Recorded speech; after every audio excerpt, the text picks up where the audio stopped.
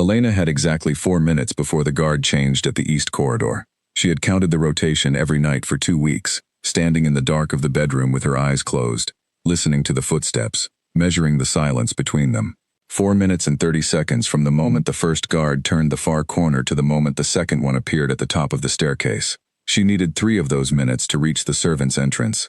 She needed one to disappear into the garden and from there into the trees that edged the palace wall on the southern side, where a gap in the stone had existed since long before any of them were born, and where the palace groundskeeper, a quiet man named Oliver, had left a lantern turned low on 3 separate nights without anyone asking him to. She did not take jewelry. She did not take the silk dresses that the royal seamstress had spent the better part of a year adjusting to her body. She did not take the small portrait of herself that had been painted and hung in the eastern corridor 3 months after she arrived, the one where the artist had given her a soft, agreeable smile that she had never worn in her life. She took her old bag, the leather one from before, the one that still had a small ink stain on the bottom left corner from the night she had stayed up reading until the candle tipped and she had saved the book before she saved anything else. Inside it she put a change of clothes, a small amount of money she had saved from the household allowance over 8 months, and a medical textbook she had borrowed from the palace library and never returned because she had needed it too badly to give it back. That was all. The bedroom door opened without a sound. She had oiled the hinge herself, working it slowly with a cloth dipped in the kitchen oil during an afternoon when the chambermaids were busy elsewhere. She had thought about every detail with the kind of focused, deliberate patience that people develop when they understand that one mistake means starting over, or worse, never getting another chance. The corridor was empty. Elena Voss walked out of the eastern wing of the Blackwell Palace on the night of her first wedding anniversary and did not look back. She told herself she did not look back. The truth was that she paused, just for a second, at the top of the servants' staircase where a thin window looked out over the central courtyard. The fountain in the center was lit from below, the way it was every night, and the water caught the light and threw it upward in soft patterns against the stone walls.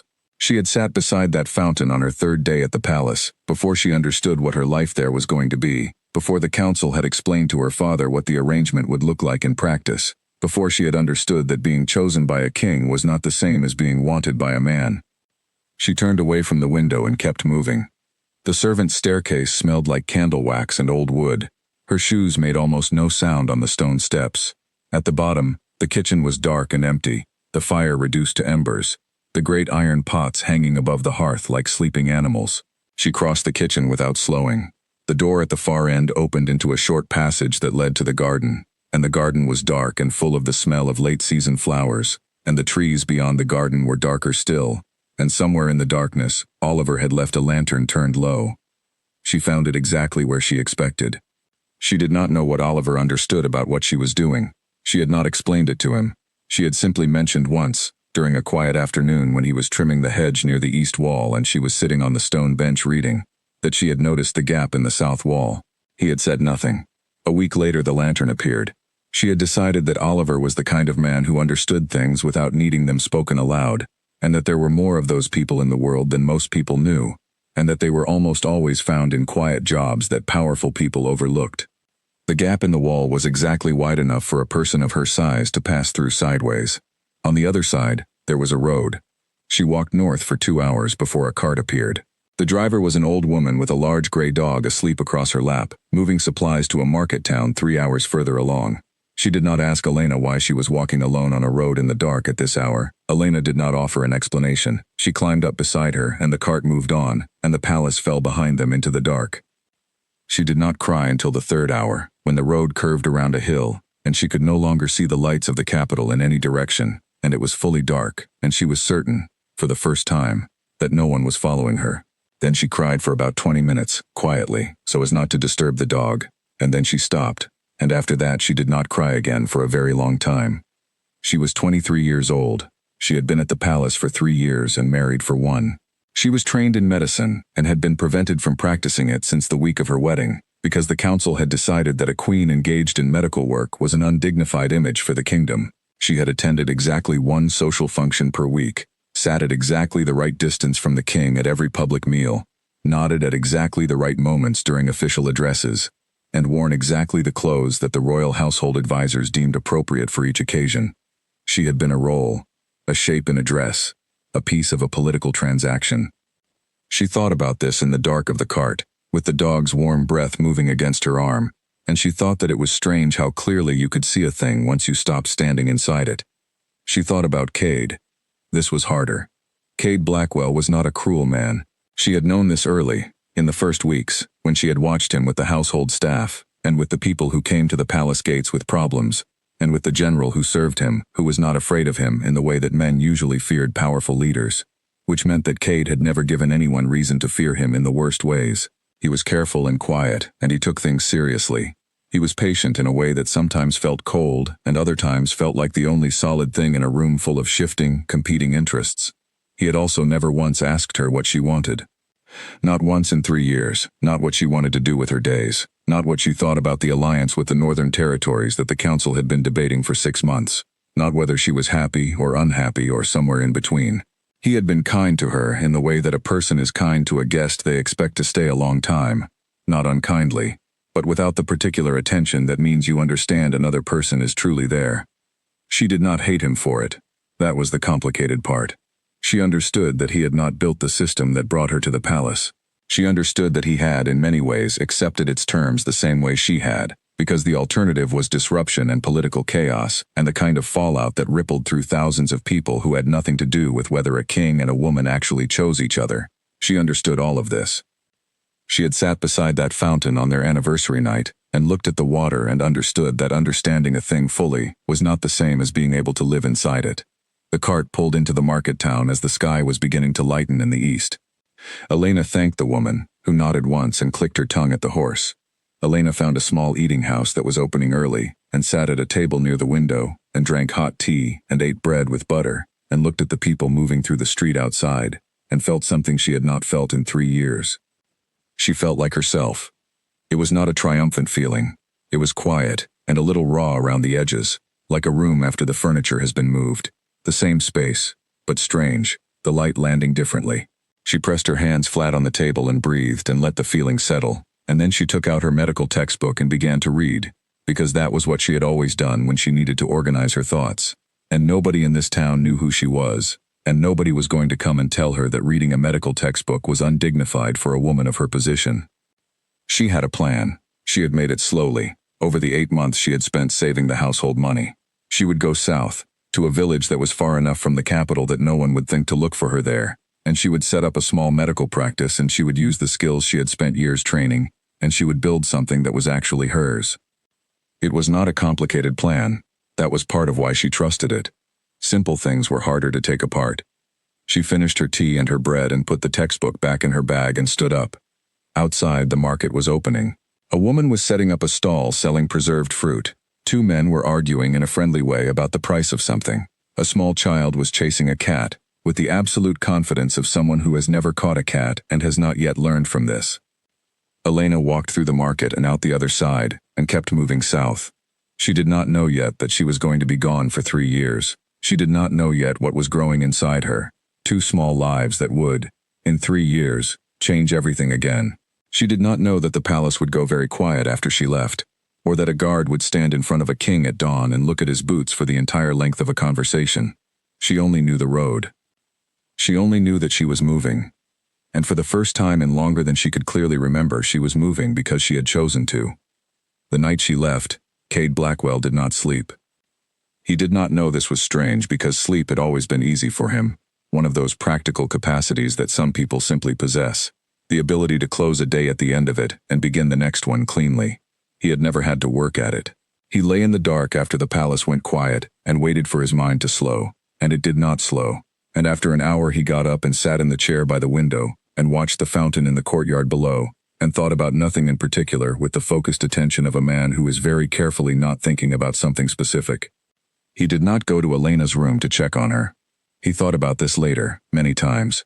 He had felt something that night, a quality of absence in the palace, something faint that he could not name, like a sound that had stopped. He did not investigate it. He sat in his chair and watched the fountain, and told himself he was simply awake, as people sometimes were, and that by morning everything would be the same. By morning, everything was not the same. The guard who came to him was named Carter, a young man who had been part of the household security detail for less than a year, which was why he was the one who drew the task of reporting to the king what the morning chambermaid had found, or rather, what she had not found.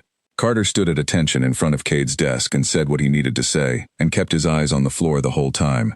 And when he finished, there was a silence that lasted long enough for Carter to become genuinely unsure whether he was supposed to keep standing there or leave. Cade said, "Close the door on your way out." Carter left. The door closed. Cade sat behind his desk in the pale morning light and looked at the far wall where a map of the kingdom was mounted. He had looked at that map 10,000 times. He could read every line of it in his sleep. He looked at it now and saw none of it. She was gone. He held this fact the way you hold something unexpectedly heavy, not dropping it, but rearranging your grip, adjusting to the weight. He was aware of the temptation to move immediately, to call for a search, to mobilize the network of informants and riders that the palace maintained for exactly the kinds of emergencies that a king needed fast information about. He was aware of how quickly the machinery of power could be pointed at a single person. He did not point it.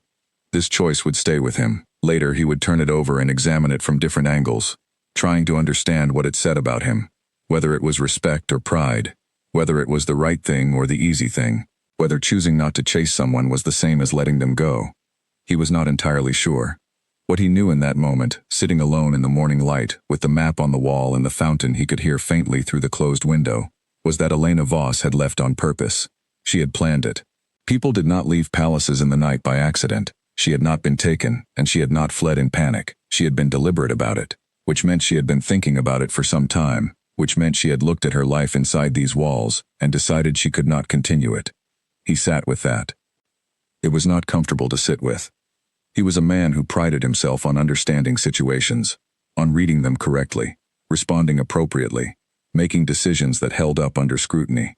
He had been trained from boyhood to look at complex things clearly and act without flinching. And here was a woman who had lived beside him for a year, who had sat at his table and walked in his gardens and attended every function beside him, and she had been making an entirely different calculation than the one he imagined, and he had not known. He had not known. The question of whether he could have known was worse than the fact of not knowing. His general, Draven Cole, arrived at mid-morning. He came alone, which meant he already knew, because Draven always arrived with 2 men unless the conversation was private. He sat down without being asked and looked at Cade with the direct, unhurried look that had made him indispensable for 12 years. He said, "What do you want to do?" Cade said, "Nothing yet." Draven looked at him for a moment. Then he nodded. He did not push, which was one of the things about Draven that made him good at what he did. He understood the difference between the moment to press and the moment to wait. They sat together in the study for a while in silence. Then Draven said, "The council will need a statement by midday." Cade said, "Tell them the queen is resting and not receiving visitors." Draven looked at him again. There was a question in the look. Cade answered it. "I need a few days before that conversation," he said. Draven nodded and stood. He picked up his coat from the arm of the chair where he had placed it when he sat down, a habit so automatic it was practically ceremonial. At the door he paused without turning around. He said, "For what it's worth, I think she was unhappy." Cade said nothing. Draven left. The palace continued its day around Cade, the way a river continues around a stone, not noticing, not adjusting, just moving with the current that it already had. Meals were prepared and served. Correspondence arrived and was sorted. The household staff went about their work with a particular careful quietness that told Cade they all knew, and had decided, collectively, to be very professionally busy, until told otherwise. Only Oliver, the groundskeeper, walked past the study window in the afternoon, and glanced up for just a second, and Cade caught it. He did not call Oliver in. He filed the observation somewhere and let it rest there. The council statement was handled. The days passed. The careful lie about the queen resting lasted a week before the council began to push, and Cade met that push with a calm that was not entirely genuine, but was not entirely false either. He had governed long enough that he could maintain composure through almost anything as long as he could lock the door of his study at night. At night he locked the door of his study. He sat in the chair. He looked at the fountain. He did not understand, yet, what had gone wrong. He understood the facts of it. He did not understand the interior of it, what Elena had felt, what she had looked at and found unbearable, what had accumulated, over 3 years, to the point where disappearing into the night with one bag was the preferable option. He turned this question over carefully and ran into the same wall each time, which was that he had not known her well enough to know. He had lived beside her for a year and he had not known her. This was the thought that would not leave him. It returned at unexpected moments, in the middle of meetings, in the quiet after meals, in the dark of the night chair. Not dramatic, not loud, just there, like a splinter, small, specific, and impossible to ignore. He had not known her. And if he was honest, and alone in the study at night he could be honest, this was not because she had hidden herself. He could see that now. He could see it in retrospect with the uncomfortable clarity that only comes when someone is no longer there. She had been there. She had been present and thinking and real. She had just been present in a palace that had no mechanism for noticing, and married to a man who had been so focused on the shape of the arrangement that he had never looked clearly at the person inside it. He sat with this for a long time. Outside, the fountain continued its light display as it did every night. The water went up and came down. The patterns moved and shifted and meant nothing except that they were there, which had always been the point of them. Inside, the King of Blackwell sat in a chair in the dark and kept very still and learned, slowly and without anyone to tell him, what it felt like to have been the thing that someone needed to escape from. It was not a feeling he knew how to set down. He did not know yet how to carry it either. He would spend 3 years learning. 3 years is long enough to build a life. It is also long enough to forget, on certain mornings, that the life you built was not the one you had originally planned for, and to feel grateful for it, without the shadow of that original plan falling across the gratitude. Elena had not forgotten anything, but she had stopped letting the memory of what she had left sit in the center of every day. She had moved it to the edge, the way you move a piece of furniture that is too heavy to carry out of the room entirely, pushed against the wall where it still took up space but did not block the path through. The village of Crestfield sat in a wide valley that grew cold early in autumn and held the cold longer than the surrounding region because of the way the hills curved around it on 3 sides. The people there were practical and not overly curious about strangers, which Elena had understood within her first week was a quality she was going to depend on. They had accepted her the way they accepted most things that arrived and proved useful, without ceremony and without excessive warmth, but also without hostility. By the 2nd month, people were bringing her their injured hands and their persistent coughs. By the 6th month, she had delivered 3 babies and set 4 broken bones, and talked a frightened old man named Frederick through the recognition that the pain in his chest was not his heart but his anxiety, which was treatable, and which was something nobody had ever told him before. By the end of the 1st year, she had a clinic. It was a small building, 2 rooms attached to the cottage she rented from a widow named Marion, who lived next door and knocked on the clinic door 3 times a week with food she claimed to be making too much of anyway. Elena accepted it without argument, because she recognized the particular dignity of a person who preferred to express care through practical action and would be embarrassed by having it named. The clinic had a wooden sign above the door. It said medical care in plain letters. Elena had made the sign herself. She thought it was perhaps the most satisfying thing she had ever made, not because it was particularly well crafted, but because it was exactly what it said it was, nothing more, nothing performing itself. The twins arrived 8 months after Elena did. She had known, of course. She had known for 6 weeks before she left the palace, and this had been part of the calculation. One more fact to weigh against the weight of everything else. One more variable to manage while she managed herself through the mechanics of leaving. She had been careful, and she had been deliberate, and she had arrived in Crestfield with enough time to establish herself, and enough local goodwill built up by the time her body made her situation obvious, that the village accepted it with the same practical quiet they accepted most things. She delivered the boys herself, with the help of Marion and a village woman named Constance who had delivered more children than she could count, and who handled the whole event with the calm efficiency of someone doing a job they know very well. Eli came first. He was quiet from the start, watchful in the particular way of children who are taking everything in and storing it. He learned to read before his 2nd birthday, and by 3 he was asking questions about her medical books that she answered seriously because they deserved serious answers. Owen came 4 minutes after Eli, and came as he would continue to arrive at everything, with complete confidence and a great deal of noise. He was interested in every living thing he encountered, and had a habit of introducing himself to animals with the same formality he used with people, which had, over time, resulted in a series of friendships with various village cats, and one extremely patient farm dog named Pepper, who tolerated Owen's enthusiasms with the resigned grace of the very old. Elena watched them every morning at the small table in the kitchen, Eli bent over whatever he was reading, Owen telling a long and only partially coherent story to the window, his hands moving the way they always did when he talked, and she felt something that she had not had a name for when she left the palace, and that she now recognized as being exactly at home. She was also tired in a way that had become structural. The clinic took everything she had and then asked for a little more, and the boys took everything that was left after the clinic. And somewhere at the end of each day, there was a version of Elena who sat very still for 15 minutes before bed and performed the practical task of simply continuing. She was not unhappy. She was tired and present and busy and real in a way that she had not been inside the palace, and she preferred the tiredness and the realness to the alternative. She did not think about Cade every day. Some days she did not think about him at all. Other days something would happen.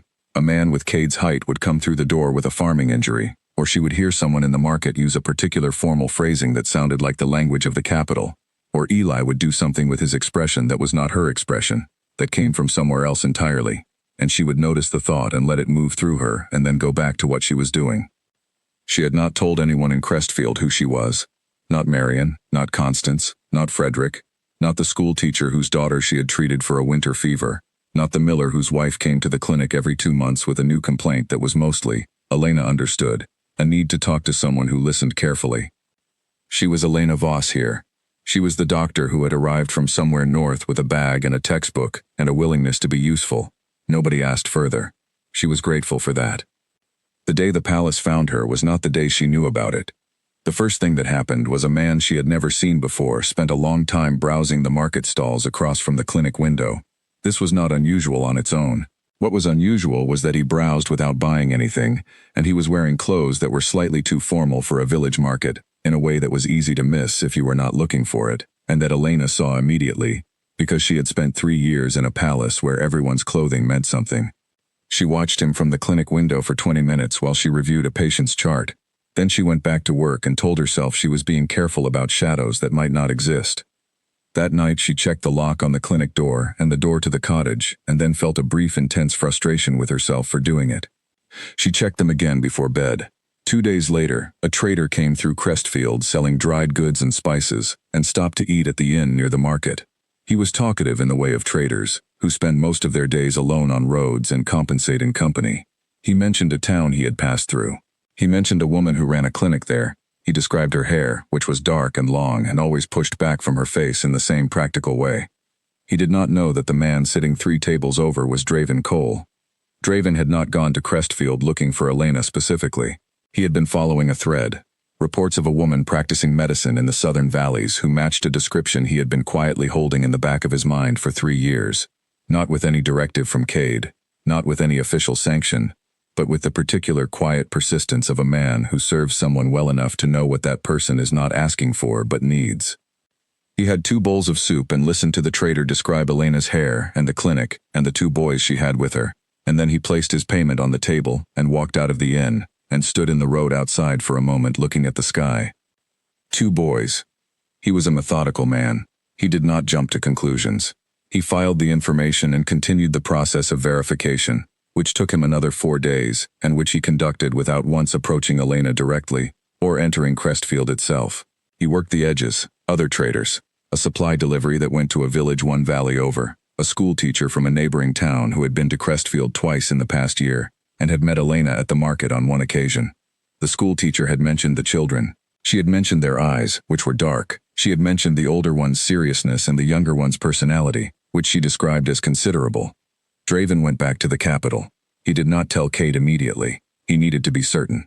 He spent 2 days thinking about how to be certain without being intrusive, and then he had a conversation with a trader who did regular business with Crestfield and who, for a modest payment, was willing to describe what he had seen there in considerable detail. He had seen the boys. He had seen them clearly. Draven sat in his own private office with the door closed and looked at what he had learned and thought about what it meant and what it was going to do to the man he served. And then he submitted a written report to the king's desk. He included a photograph. He had hired a photographer from the nearest city on the pretext of commissioning a landscape series. The photograph showed the market in Crestfield on a busy morning. If you looked at it without any context, you saw a market.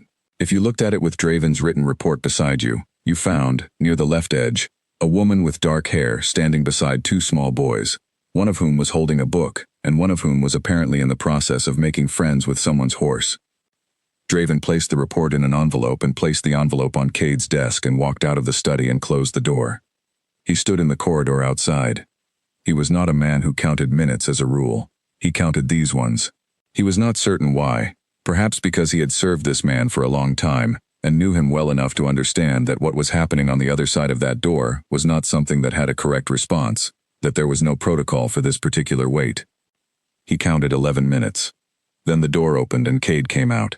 He looked the same as he always looked, composed and contained and present, the face of a man who has spent his whole life making sure that the outside of him does not immediately reveal the inside of him. But Draven had known him for 12 years, and he saw the thing underneath, the thing that was happening in the eyes and in the set of the jaw and in the way that Cade's right hand had closed into a fist at his side and then opened, very deliberately, before he spoke. Cade said, "Tell me about the village." Draven told him. Cade listened with his hands clasped behind his back and his eyes on the middle distance, the way he listened when he was taking in information he needed to think about before responding to.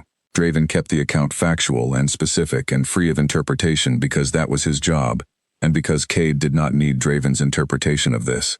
When Draven finished, Cade was quiet for a moment. Then he said, "How old are the boys?" Draven told him. Another silence, shorter this time. Cade said, "Does anyone else know?" Draven said, "No one official." Cade nodded once. He looked at Draven with the direct, clear look that he used when he needed to be understood precisely. He said, "Keep it that way." Draven said he would. Cade went back into the study and closed the door. Draven stood in the corridor again. He looked at the closed door. He thought about the man on the other side of it, sitting with a photograph and a report and 3 years of not knowing, and he felt something that was not pity. Draven Cole did not do pity. It was not a useful emotion in his line of work, but was something adjacent to it. Something that recognized the weight of a particular kind of moment without naming it and without presuming to know how to help. He walked back to his own office. He closed that door too. That night, across the kingdom, in a small cottage attached to a 2-room clinic in Crestfield, Elena checked the locks again. She did not know why. She only knew the feeling in her chest that had been there since the too formally dressed man in the market, the feeling that something was moving, somewhere, that she could not see yet. She looked in on the boys before she went to bed. Eli was asleep on his back with a book still open beside him, which meant she had let him read too late again. Owen had wound himself into his blanket with the particular determination he brought to everything, half off the bed but apparently comfortable. She straightened Eli's book and set it on the nightstand. She tucked Owen's blanket back. She stood in the doorway for a moment and listened to them breathe. Whatever was coming, she thought, she had done these 3 years right. Whatever came through the door, and something would come through the door. She understood this now. She could feel it the way you feel a change in weather before it arrives. She had done these 3 years right. She went to bed. She did not sleep for a long time. Cade left before dawn. He told no one except Draven, and what he told Draven was not a plan or an explanation but simply an instruction, that if he was not back within 10 days, Draven should act on his own judgment, and not involve the council unless something required it.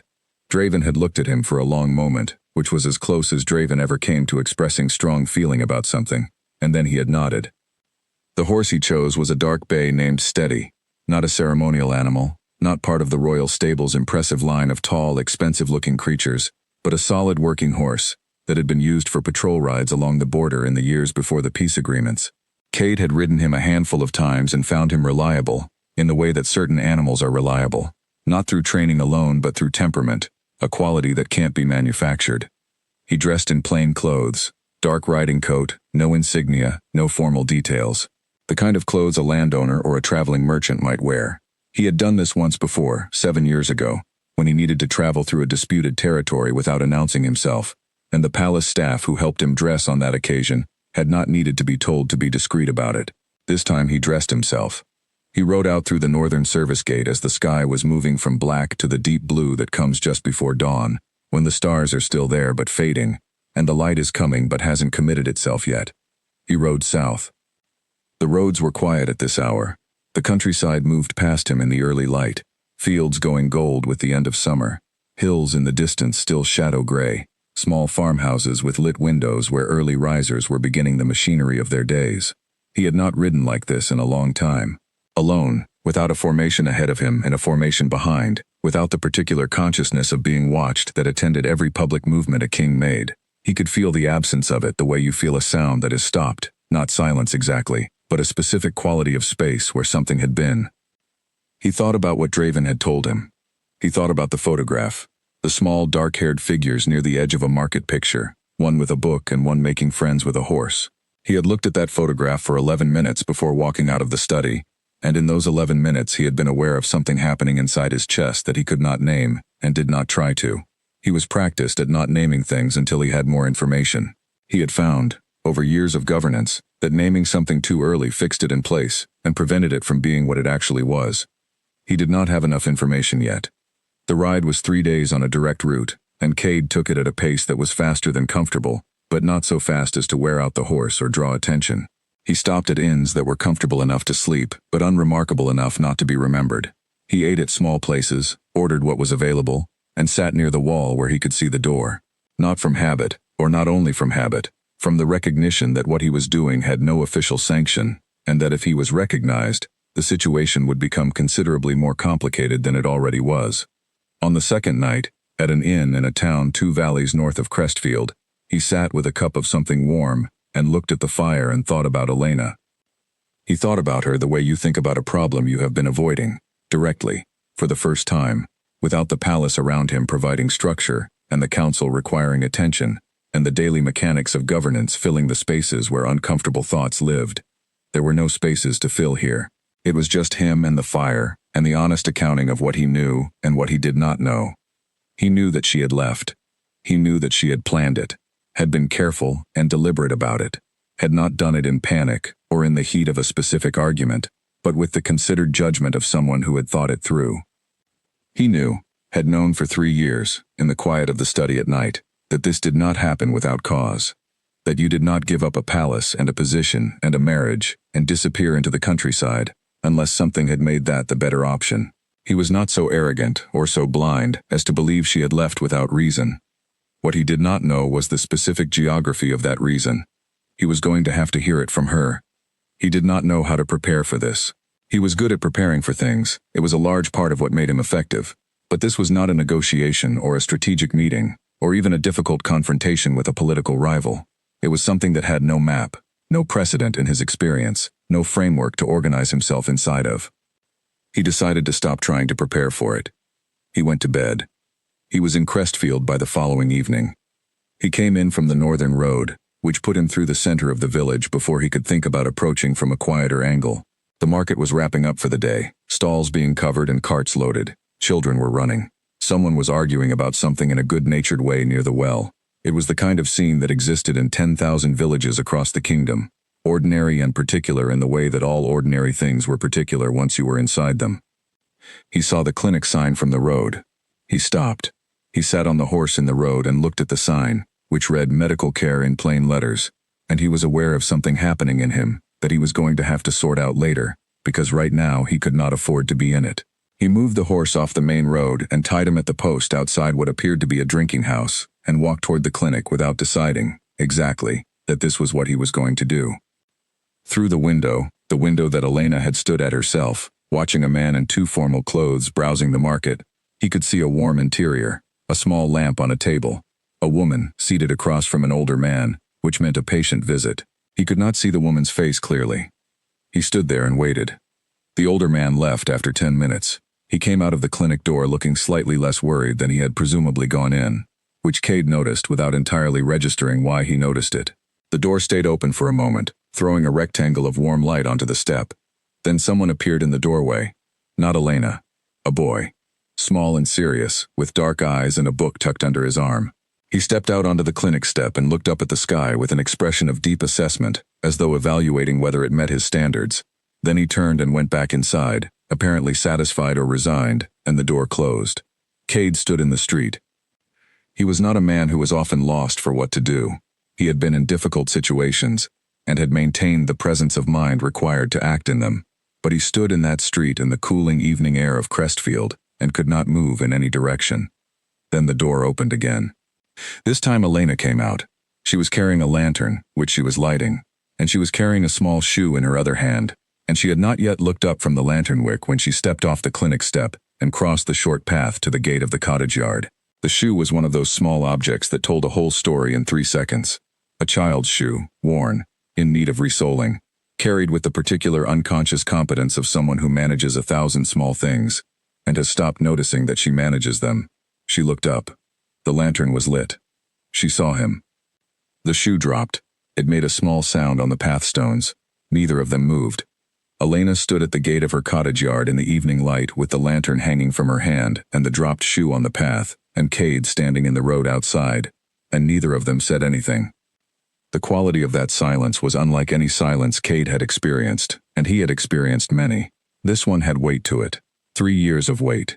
Every day of it pressing against the few feet of distance between them. He could see her face clearly. She looked the same. She also looked entirely different. He searched for the word for it and found it. Finally, settled. She looked like someone who had found the place they fit. He did not know what his face was doing. Then the door of the cottage opened. 2 boys came out. The one with the book, the serious one, saw Cade and stopped. He assessed the situation with the rapid efficiency that Cade would later learn was characteristic of him, moving his eyes between the stranger in the road and his mother's face, reading both without apparently reaching a conclusion. The other one, smaller by half an inch, currently wearing only one shoe, came out behind him and immediately noticed the horse at the drinking house post. Then the boy with one shoe looked at Cade. He said, with absolute directness, "Are you our father?" Cade looked at Elena. Elena looked at the ground. The shoe-missing boy turned to look at Elena as well, then back at Cade, and apparently decided that the answer was yes because he stepped off the cottage step and walked across the yard and opened the gate. He said, "You can come in if you want." Cade looked at the boy. He looked at Elena. Elena had raised her eyes from the ground and was looking at him now with an expression he could not fully read, something that was not unwelcoming but was not warm, something careful and exhausted and perhaps, underneath both of those, a little afraid. He picked up the shoe from the path. He held it out to the boy who was missing one. The boy took it, inspected it, and said with the authority of someone who had thought about this, "That one needs fixing." "I can see that," Cade said. The boy nodded, as though Cade had passed a test. Then he went back inside. The boy with the book had not moved. He was still looking at Cade from the cottage step with the serious, measuring expression. He did not say anything. After a moment, he stepped aside from the doorway. Elena bent down and picked up the lantern, which she had set on the path when she caught the shoe. She said, "You should not have come here." Her voice was the same, lower than he remembered, and more certain. He said, "I know." She looked at him for another moment. Then she said, "Come in." She walked into the cottage and the boy with the book followed her, and Cade stood in the road for one more second, alone in the cooling evening air of Crestfield, and understood that whatever happened next, whatever was said and whatever was heard, and whatever broke open or was set down, or finally named after 3 years of sitting unnamed, he had come here without a plan, and that was going to have to be enough. He followed her in. The door closed behind him. Outside, the evening settled over Crestfield the way it did every night. The market was fully packed up. The children had gone home. The man at the well had resolved his argument. The village went about its end of day, with the comfortable routine of a place that had been doing this for a long time and expected to continue. In the small kitchen of a cottage attached to a 2-room clinic, a king sat at a table that barely fit 2 adults and waited for the water to boil. The boys had gone to bed by the time the tea was ready. Owen had required considerable negotiation on this point. He had identified Cade as an object of significant interest and had spent 45 minutes sitting across from him at the kitchen table, conducting what could only be described as an interview, the questions arriving in no apparent order, ranging from whether Cade had ever been on a real ship, to whether he preferred dogs or cats, to what he thought was the best type of rock. Cade answered all of them. He did not find this difficult, which surprised him. He found it something else, something that sat quietly in his chest and did not announce itself. Eli had sat at the other end of the table with his book and had not participated in Owen's interview. He read, or he appeared to read. Cade noticed that the page did not turn for 20 minutes, which meant he was not reading so much as monitoring, taking in the temperature of the room and everything in it, with the still attention of someone who understood that information gathered quietly was more reliable than information gathered loudly. Elena had moved around the kitchen doing the small mechanics of an evening, the food that needed covering, the dishes that needed cleaning, the lamp that needed oil. She was efficient in the way of someone who had learned to do everything themselves and had stopped thinking about the individual tasks and simply moved through them. She did not look at Cade often, but when she did, she looked directly, which told him that she was not going to be avoidant about this, that whatever conversation was coming, she was going to be in it fully. He respected that. He had always respected it, he thought, even when he had not known enough about her to know what he was respecting. When Elena told the boys it was bedtime, Owen had tried 3 separate lines of argument before accepting the ruling. He had shaken Cade's hand at the door of his room, a formal gesture executed with complete seriousness, and said that they could continue tomorrow. Eli had said nothing at bedtime but had looked at Cade for a moment from the doorway of his room with the same assessing look he had used all evening, and Cade had met it and held it, and eventually Eli had nodded once and gone to bed. Now it was just the 2 of them. The kitchen was small and warm. There was a lamp on the table between them and the cups of tea, and a shared silence that was not, Cade noticed, hostile. It was complicated. It had layers. But underneath the complication there was something that felt more like exhaustion than anger, and he thought that might actually be better. Anger had edges, but exhaustion had honesty in it. Elena wrapped both hands around her cup and looked at him. She said, "How did you find me?" He said, "A trader mentioned a woman running a clinic in the south. Draven followed it." She nodded slowly. She had probably known something like this would happen eventually. She had struck him, in the 3 years he had spent thinking about her, as a person who was realistic about things. She said, "How long have you known?" "A week," he said. "I came as soon as I had it confirmed." She looked at her cup. "The boys are yours. I won't make you prove it." "I wasn't going to ask you to," he said. Another silence. The lamp put warm light across the table. Outside, something moved in the trees. A night bird, or wind, something ordinary and unremarkable. He said, "Why didn't you tell me?" The question sat between them. Elena looked at him for a long time before she answered. He got the feeling she was choosing not just the words but the order of them, the approach, the way in. He waited. He had learned, over 3 years of nights in the study, that waiting was sometimes the only right thing to do. She said, "Because by the time I knew, I had already made the decision. The decision to leave." "Yes." He turned his cup in his hands. "Tell me why you left." She put her cup down. She folded her hands on the table in front of her. She looked at him steadily, without anger, and without softness, just with the clear and level look of someone who has been thinking about how to say something for 3 years, and has finally stopped rehearsing it. She said, "I was brought to the palace at 20 years old as part of a territorial agreement between your council and my father. I was not asked if I wanted to come. My father was not asked if he wanted to agree. The terms were presented to him as an honor, and in such a way that refusing them would have been politically damaging in ways that would have affected our family for a generation. So he agreed. And I came." She paused. He said nothing.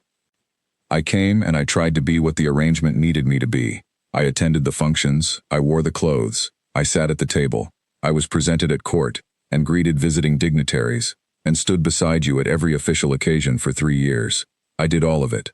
And I did it without complaining because I understood that you did not design the system, and I understood that you were managing the same system from a different position, and I did not want to be the kind of person who blamed you for something you did not personally construct." She paused again.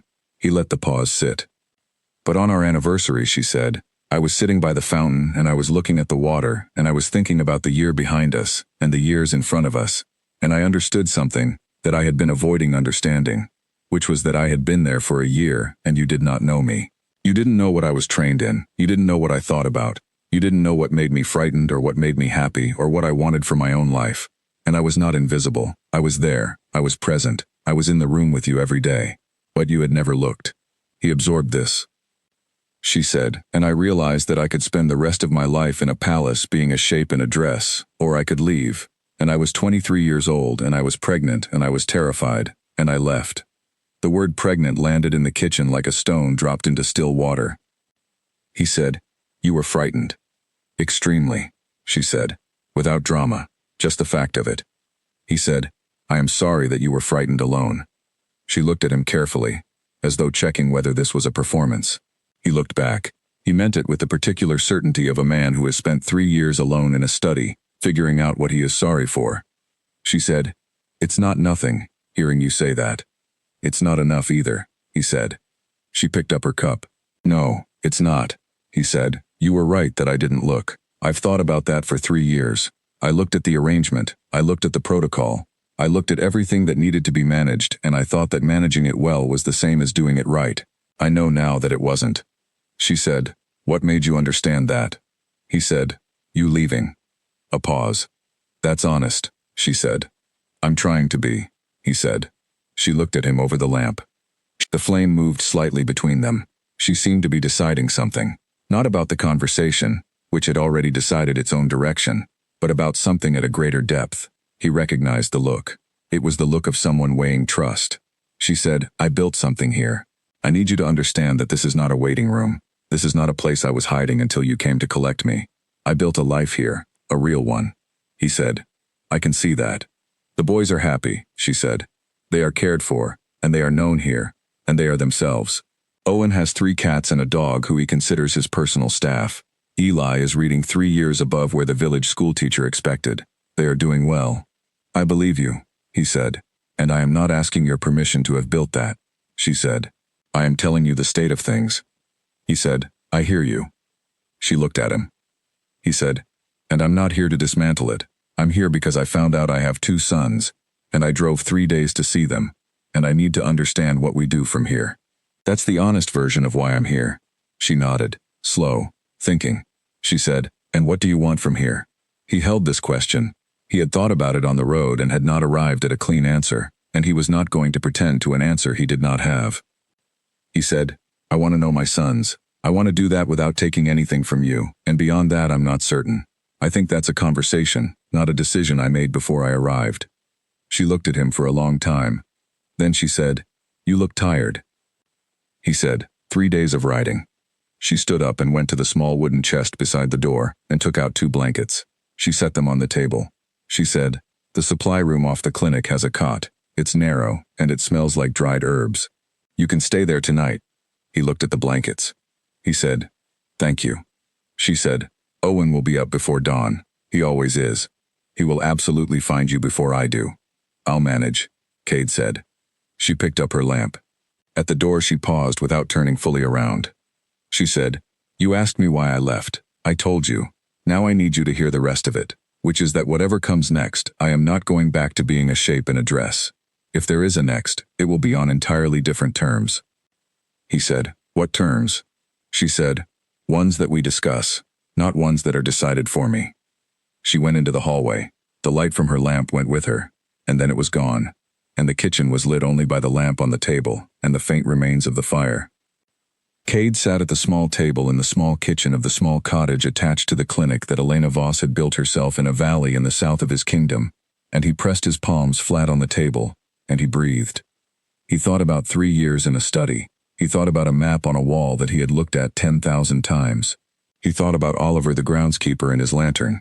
He thought about a boy's voice asking without hesitation if the stranger at the gate was their father, and about the dropped shoe, and about the way Elena had stood at the gate with the lantern, and about everything that her face had held in that moment, and about everything that had happened in the hours since. He thought, "This is the most honest conversation I have had in a very long time." He picked up the blankets. He found the supply room off the clinic, which was exactly as described. Narrow cot, smell of dried herbs, a small window that showed a rectangle of dark sky with 3 stars in it. He lay down. He was asleep in 4 minutes, which surprised him. In the morning, Owen found him before anyone else did, as promised. He came into the supply room at a time that was technically still night, or at the very least operating under the theory that getting up early enough made it acceptable to call it morning. He sat on the end of the cot and looked at Cade and said, without preamble, that he thought Pepper the dog would like Cade if they were introduced properly. Cade looked at the 3 stars through the window. He said, "Who is Pepper?" Owen settled in to explain. The council found out on a Tuesday. Cade had been in Crestfield for 6 days. He knew it would happen, had understood from the moment he left the capital without explanation that 6 days was approximately the outer limit of how long Draven could manage the administrative landscape before something required a decision that only Cade could make, or before someone with enough access and enough ambition went looking for information about where the king was. The someone, as it turned out, was Aldrich Payne. Aldrich Payne was the head of the Royal Council, a tall, pale man of 58 who had been in his position for 14 years, and who held it with the particular grip of someone who understood that his power was real but conditional, contingent on the king's trust, and therefore required constant demonstration of usefulness. He was not a bad man in the absolute sense of the term. He was a man who had built his life around a structure, and who treated anything that threatened the structure as a threat to himself personally, which was perhaps not so different from being a bad man as to matter much in practice. He had discovered Cade's absence on the 4th day, which meant that Draven had bought 2 more days than Cade had expected, which meant Draven had been creative with the truth, and Cade would need to thank him for this later. What Aldrich Payne discovered on the fourth day was not the full situation, just that the king had left the capital without a formal cortege or an announced destination. He did not know about Crestfield. He did not know about the photograph. But Aldrich Payne was a man who ran information the way other men ran business. He had networks in 8 provinces. He had people in every market town of consequence, people whose job titles were perfectly respectable, and whose second job was to notice things and report them. One of his people was in Crestfield on a supply run on the 5th day. By the morning of the 6th day, Aldrich Payne knew 3 things: that the king was in Crestfield, that the former queen was there and had been there for 3 years, and that there were 2 children. He told the council. He told them not because they needed to know, not immediately, not for any pressing matter of state, but because Aldrich Payne understood that information shared became power distributed, and distributed power was easier to wield than concentrated power, and he had spent 14 years distributing just enough of the right information at the right moment to keep himself at the center of everything. The council had 4 members besides Aldrich: Lord Harmon, who was old and careful; Lady Cecilia Morton, who was sharp and political; Lord Felix Crane, who was young and ambitious in an uncomplicated way; and Lord Barton, who was quiet and observant, and who said the least in any room but invariably said the thing that mattered. They convened without the king, which was technically irregular, and which Aldrich justified by noting that the king's location was uncertain, which was not quite a lie and not quite the truth. The conversation was 2 hours long. At the end of it, 4 members of the Royal Council of Blackwell were in a carriage headed south. Lord Barton had voted against going. Nobody had noted his vote. Cade learned they were coming from a rider Draven sent ahead, which arrived in Crestfield 3 hours before the council carriage did. The message was short, as Draven's messages always were. 4 members inbound. Recommend you be visible and composed. Will explain when you're back. Cade read it at the kitchen table, with Owen beside him, explaining a feature of Pepper the dog's personality that Cade had already heard twice but did not interrupt. He folded the message. He looked at Elena, who was across the kitchen reading the same expression he suspected he was wearing. He said, "The council is coming." She said, "How long do we have?" He said, 3 hours. She sat down across from him. She looked at him steadily. She said, "What do they want?" He said, "What councils always want: to manage the situation, to put it inside a framework they control." She said, "And the boys?" He said, "That's what we need to discuss." She folded her hands on the table. Her face was composed. He had noticed in 6 days that Elena was most composed when things were most difficult, not as a performance of composure but as a genuine functional state, her mind moving faster and clearer under pressure, the way that certain peoples do, the way a particular kind of calm arrives when there is no longer time for anything except what is necessary. She said, "I am not sending my children to the capital to be managed by your council." He said, "I know." She said, "I mean that specifically. I am not sending them. I am not presenting them for formal recognition on a schedule that the council determines. I am not having them assessed and measured and fitted into a political framework by people who see them as pieces on a board." He said, "I agree with everything you just said." She looked at him. "Do you?" He said, "I am telling you clearly that I agree with it. The council is going to try to take this situation and put it in a box. I am telling you that I will not let them do that." She looked at him with the careful, measuring look she had been using since he arrived, not unkind, not suspicious exactly, but carrying the reasonable wariness of someone who had trusted an institution and found the institution did not hold what it promised. She said, "You're a king. The council is part of how you govern." He said, "The council advises, I decide." A pause. She said, "Then what are you deciding?" He said, "That the boys are not a political matter. They are children, and you are their mother. And nothing that happens this afternoon will change that, if I have anything to say about it." She held his look for a moment longer. Then she stood up and she went to the window, and she looked out at the cottage yard where Eli was sitting on the stone bench reading, and Owen was somewhere beyond the hedge, which Cade knew because the hedge was occasionally shaking. She said they should not be here when the council arrives. He said, "Marion? She'll take them for the afternoon," Elena said. She turned from the window. "She doesn't ask questions." Cade nodded. She went to get the boys. He remained at the kitchen table and looked at the message from Draven and thought about Aldrich Payne, whom he had known for the entirety of his kingship, and whom he had never fully trusted, but had never had sufficient cause to remove. because Aldrich was careful in the way of people who know they operate on tolerance and who never quite cross the line that makes action unavoidable. Today he thought might be different. The boys left with Marion at noon, Owen loudly negotiating terms around the timing of their return, and Eli going quietly with the book tucked under his arm, pausing at the gate to look back at the cottage with his particular measuring expression before turning and going. The council carriage arrived at 2 in the afternoon. It was slightly too large for the village road. Cade had not expected them to downsize their transportation for a village, and they had not. The carriage was formal, dark, carrying the Blackwell crest on the door, and it drew attention in Crestfield the way such things always did. People stopping to look, the sound of it pulling other sounds out of the ordinary afternoon, the horses clattering on the stone road. Cade met them outside the clinic. He had decided to do this consciously, not inside, not in Elena's space, on the road, where the geography was neutral. The door of the carriage opened. Aldrich Payne came out first, which was always the case. He was followed by Lady Morton, and then Crane, and then Harmon, who moved more slowly, because his knees had been troubling him for 2 years, and who blinked at the afternoon light, with the expression of a man who had not expected to be spending his Tuesday in a southern village. Aldrich looked at Cade, and then at the clinic, and then at the cottage behind it, taking inventory with the rapid efficiency he always brought to new environments. He said, "Your Majesty, we came as quickly as we could." Cade said, "I didn't summon you." A small silence. Aldrich said, "There were matters of concern to the council." Cade said, "I am aware of what concerns the council.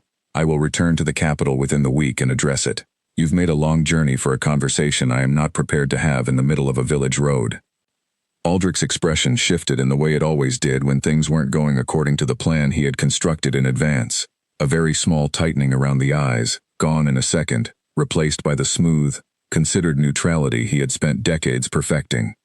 He said, "The children," Cade said, "are not a topic for discussion on a village road." Lady Morton stepped forward. She was a more direct person than Aldrich and, Cade had always thought, a more honest one, though she operated within the same structure. She said, "Your Majesty, the boys must be formally recognized. The line of succession." Cade said, "I am aware of the line of succession." Lord Crane said, "They need to be brought to the capital. There are procedures." Cade said, "The children will come to the capital when their mother decides they are ready." The sentence landed on the road between them. Aldrich said, carefully, "Their mother's situation is..." Cade said, "Their mother's situation is that she is raising 2 children in a clinic she built, and a community she has served for 3 years. Her situation requires precisely nothing from the council at this moment." He looked at each of them in turn. Aldrich, Morton, Crane, Harmon, who had been quiet through all of it, and who met Cade's eyes briefly with an expression that might have been something close to agreement.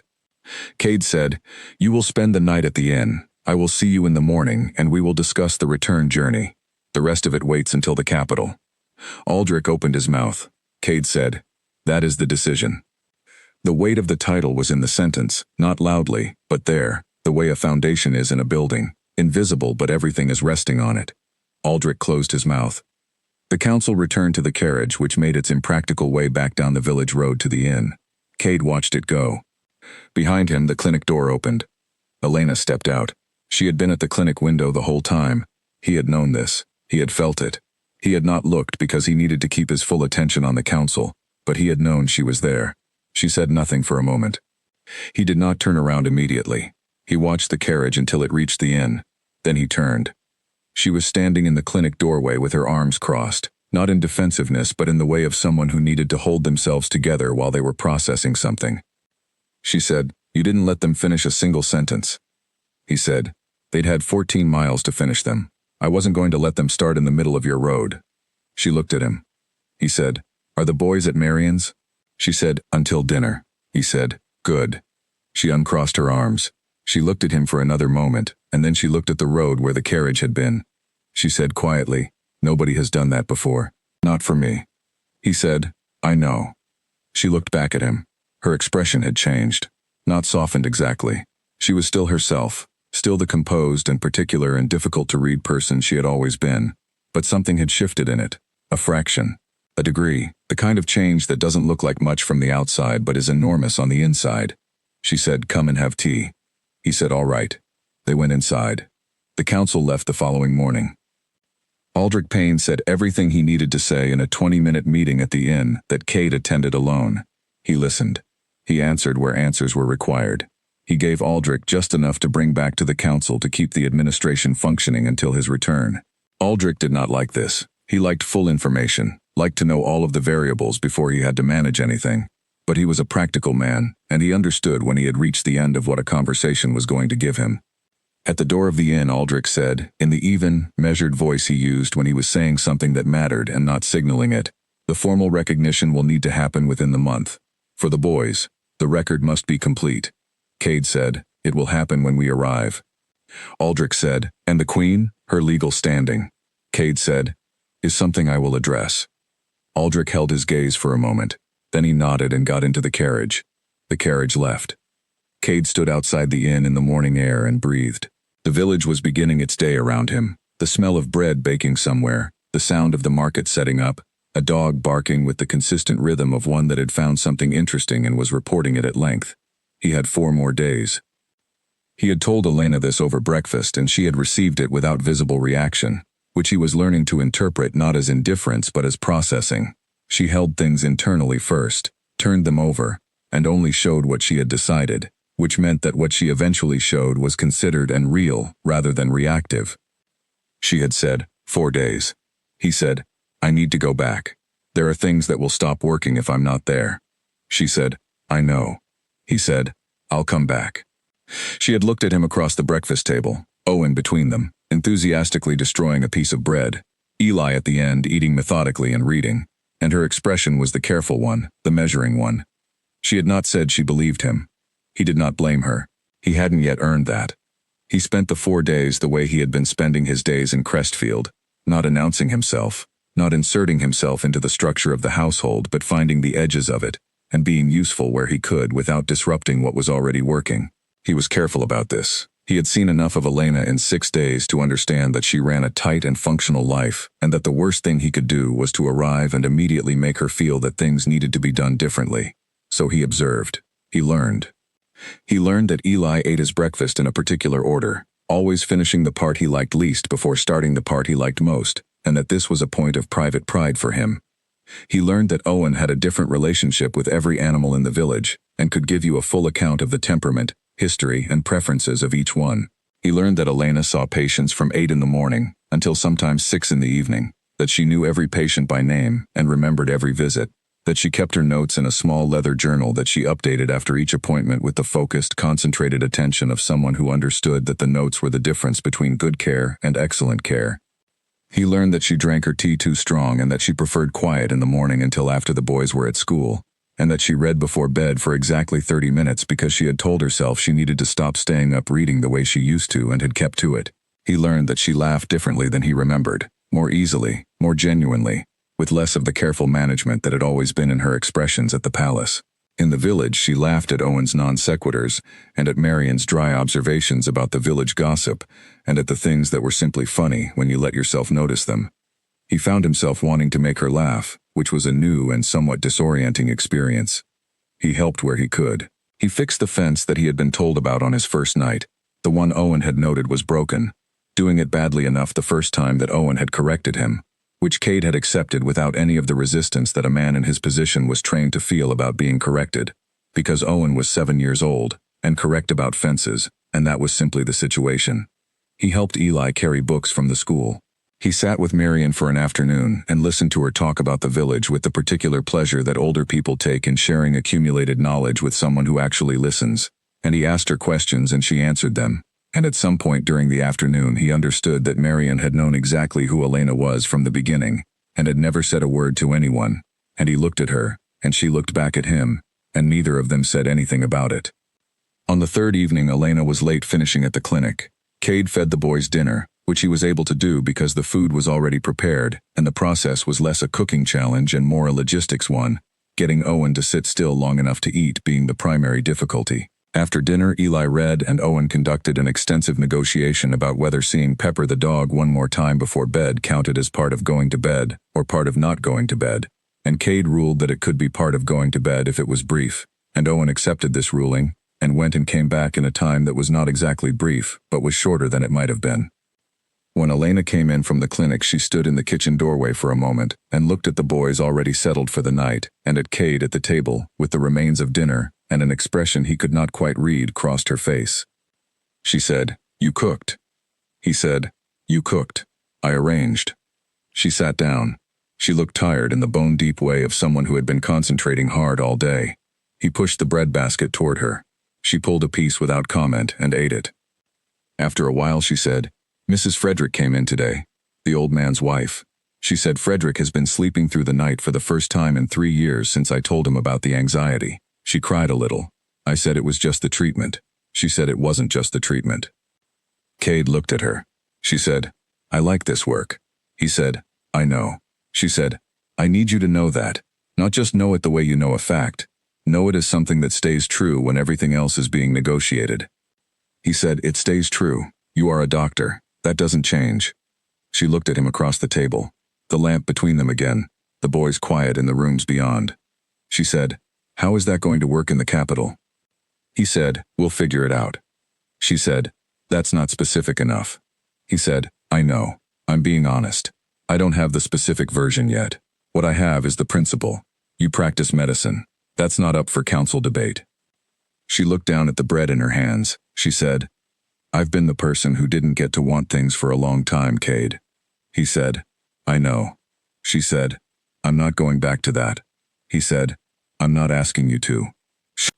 She said, "You might not be the one asking. The council asks. The protocol asks. The people who write the public accounts ask. The whole structure asks, constantly, what the Queen is doing, and whether it is appropriate, and whether it reflects well on the kingdom." He said, "That's a fair accounting of how it has worked." She said, "Then tell me how it's going to work differently." He sat with this. He was not a man who made promises he couldn't define the architecture of. He was careful about this. He had spent his entire governing life being careful about it.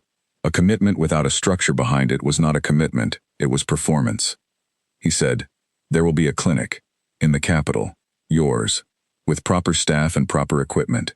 You practice with full authority. No council oversight of your medical work. That's written into the terms, not implied." She said, "And the boys?"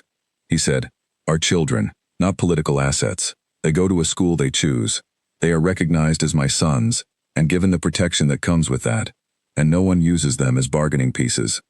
She said, "And me?" He was quiet for a moment. He said, "You told me the terms need to be ones we discuss.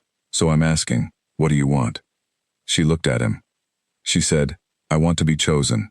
Not assigned, not arranged, not accepted. Chosen, deliberately, by a person who knows who I actually am." The lamp moved slightly between them.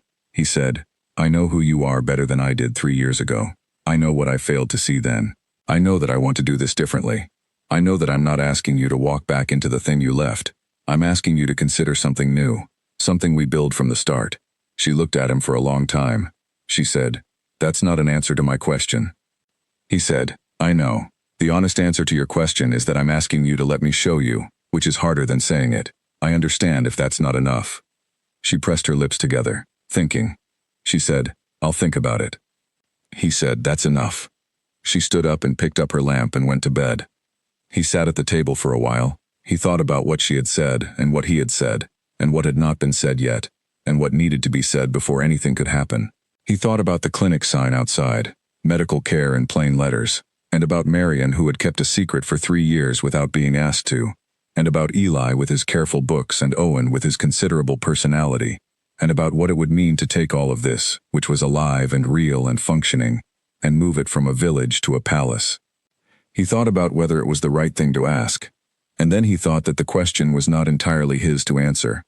He had spent his whole life answering questions that were not his alone to answer, and deciding things that affected people who were not in the room, and operating under the assumption that the king's view of the situation was the correct frame. He was learning, slowly, that this was not always true, that sometimes the correct frame was the one held by the person who had actually lived inside the situation. He put out the lamp. He went to the supply room. In the morning he would tell Elena that he was leaving the next day. In the morning Owen would produce a series of objects from his room that he thought Cade should take with him, each one presented with the full explanation of its significance, and Eli would hand him a piece of paper on which he had written something without explaining what it was. And Cade would read it later on the road and find that it was a list of 3 questions that Eli thought were worth thinking about, ordered by importance. And he would fold this piece of paper and put it in the pocket of his riding coat, and it would stay there for the entire journey home. He did not know any of this yet. He lay on the narrow cot in the supply room that smelled of dried herbs and looked at the rectangle of sky through the small window. More stars tonight, clear and cold and very far away, and thought about the question Elena had asked him and the answer he had not given her. He knew the answer. He was simply, for the first time in his life, afraid of what happened if he said it too soon and did not have the actions to support it. He was afraid of saying the right thing in the wrong way, of getting this exactly wrong at the exact moment it most needed to go right. He looked at the stars. He thought, give her time. Show her. Build the evidence before you make the claim. The stars looked back with the patient indifference of things that have been in place far longer than the concerns of kings and quietly desperate men. He closed his eyes. In the morning he would start. He came back. Elena had not fully believed he would, which was not something she had said to anyone including herself, but which was there underneath everything. The practical readiness for his absence, the way she kept the household running at its existing rhythm, and did not restructure any of it around his visit, the way she watched the boys interacting with him with a dual attention that was both present in the moment and assessing what the moment would feel like when he was gone from it. He came back 12 days after he left. He arrived on a Wednesday afternoon and knocked at the clinic door and waited, which was different from the first arrival, when he had stood in the road and not knocked at all. She was in the middle of a consultation with a young woman about a knee injury that needed rest and wasn't getting it, so she held up one finger without looking up from the examination and finished what she was doing and gave the young woman the complete version of the instructions she needed, not the shortened version that would have been tempting given the knock at the door. She opened the door. He had cut his hair, which was a minor detail and should not have registered as significantly as it did. He looked more like himself without the length that had accumulated over the months since she had last seen him at the palace. Or maybe more like the version of himself she was coming to know in Crestfield, which was different from the formal public version. Less managed, more present. He said, "The clinic's formal charter is in the documents I'm carrying. I had it drawn up before I left the capital. Yours by deed, with medical operational authority independent of council review. Staffing and equipment budget written into the Crown's public services allocation." She looked at him. He said, "You said you needed specifics. I brought the specifics." She stepped back from the door. He came in. He set a leather document case on the consultation table and opened it. The documents were there, exactly as described. 5 pages of formal language that she read twice while he stood across the table and waited without fidgeting, which she noticed. She said, "You wrote in operational independence." He said, "Your words." She said, "The council agreed to this?" He said, "I did not ask them. I informed them." She looked at him over the documents. He said, "There was a conversation with Aldrich that I think you can imagine. It has been resolved." She said, "How?" He said, "I made very clear what was going to happen and what was not going to happen, and then I declined to debate either of those things, and after about 40 minutes, Aldrich understood that this was not a negotiation." She put the documents down. She folded her hands on top of them. She said, "And the boys?" He set a second document down on top of the stack. She read it. It was a formal recognition, their names entered into the official record, their status established, their education and guardianship arrangements specified in language that she read 3 times because the language was precise in exactly the ways she needed it to be precise. She said, "You put in writing that guardianship decisions require my agreement." He said, "Yes." She said, "Aldrich must have loved that." He said, "There were several minutes of silence during which I could hear his blood pressure adjusting. Something unexpected happened." She laughed. It was short and real and came out before she could manage it, and she could see from his expression that it surprised him, and that the surprise was immediately followed by something she recognized as relief, which told her he had been carrying the tension of not knowing how this visit was going to land. She looked back at the documents. She said, "These are real." He said, "Yes." She said, "You did this in 12 days. He said, "I had a list. I worked through it." She looked at him again. The afternoon light was coming through the clinic window in the low slant that it did at this hour, falling across the consultation table and the documents and his hands, which were resting flat on the table the way she had noticed they did when he was trying to be still. She said, "The boys are at school until 4. He said, "I know. I timed it." She said, "Why?" He said, "Because I wanted to talk to you first." She waited. He said, "There is one more thing I need to say, and I want to say it to you before I say it to anyone else or in front of anyone else or in any context that makes it a public statement or a political announcement. I want to say it here, in this room, to you." She looked at him. He said, "I should have known you. I should have looked. I should have understood that the arrangement we were both placed inside was not a substitute for actually knowing the person I was with. I knew this wasn't working. I felt it, in the way that you feel something when you're standing too close to it to see it clearly. I told myself it was the adjustment period, the difficulty of the circumstances, the normal friction of two people learning to live alongside each other. I did not let myself understand that what you needed was for me to stop managing the arrangement and actually see you." He paused. She said nothing. She was listening in the focused, full attention way she listened to patients. Everything else set aside. He said, "I see you now. Not completely. I've known you for 10 days in a real sense, which is not very long, but I see that you are precise and careful, and honest, almost to the point of being difficult. I see that you run a clinic where people feel better and where an old man who hadn't slept properly in 3 years is sleeping again. I see that you raise 2 children who are both extraordinary and completely themselves, which means you have done something extraordinary without losing yourself in it. I see that you are not going to accept anything you haven't chosen, which I think is the right position, and also the only one that will produce any outcome worth having." She held his gaze. He said, "I am asking you to come back, not to the situation you left, not to the arrangement. I am asking you to consider building something different, with a person who has spent 3 years understanding what he didn't do well, and who would like the chance to do it differently. That's everything. The rest of it, the documents, the clinic, the terms, those are my attempt to show you the evidence before making the claim." The lamp on the consultation table was not lit at this hour. The afternoon light was enough, but Elena found herself thinking about lamps, about the lamp at the gate the night he arrived, about the lantern Oliver had left in the dark, about the small circle of warmth that a light makes in a dark space, and how much it matters. She said, "You should know that I'm not the same person I was when I left the palace." He said, "I know. I'm not asking for that person." She said, "I'm more difficult. I have a very full life. I have 2 children who are very particular and who will take work to uproot, and I'm not sure they should be uprooted if there is any alternative." He said, "There is an alternative. A graduated one. You and the boys divide your time between here and the capital as it suits you, until it suits you to be there more. The clinic here stays. You keep this community. We build the capital clinic alongside it." She looked at him. She said, "You thought about all of that?"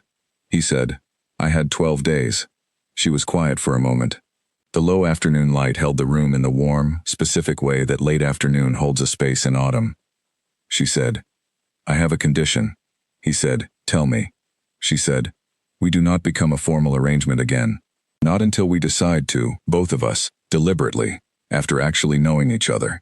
No political timeline, no council pushing a schedule. If and when we call it something, it is because we have chosen to, not because the protocol requires it." He said, "Agreed." She said, "I mean it." He said, "I know you mean it. I agree with it." She looked at the documents on the table. She said, "These are good documents." He said, "I had good reasons to write them correctly." She said, "Aldrich is going to make our lives difficult." He said, "Aldrich is going to try. There's a difference." She almost smiled. It was a near thing. She said, "Owen is going to take over the capital." He said, "The capital could probably use it." She did smile this time. Fully. She picked up the documents and put them into a neat stack and set them to one side of the table. She said, "You can help me close the clinic this evening. I need to file the afternoon charts and restock the cabinet." He said, "Tell me how." She began to tell him how, and he listened and followed the instructions, and they worked through the closing of the clinic together in the afternoon light, and it was ordinary work, the filing and the restocking and the checking of the supply list, and it was also, underneath its ordinariness, the first real hour of something that was not yet named but was taking a shape. At 4 o'clock the gate at the cottage yard opened. Owen came through it at speed, which was how Owen moved, and saw the horse at the post and redirected immediately toward the horse, and Eli came through the gate behind him at his own pace, and saw Cade through the clinic window and stopped. He did not run. He walked to the clinic door and opened it. He said, with the careful precision that characterized everything he did, "You came back." Cade said, "I did." Eli considered this. Then he stepped inside. He said, "I have 2 more questions from my list." From the piece of paper. Cade said, "Ask them." Eli sat down across from him at the consultation table where the documents were stacked, and where Elena was writing the last of the afternoon charts, and he asked his questions with the deliberate seriousness that was purely his own, and Cade answered them with the same seriousness.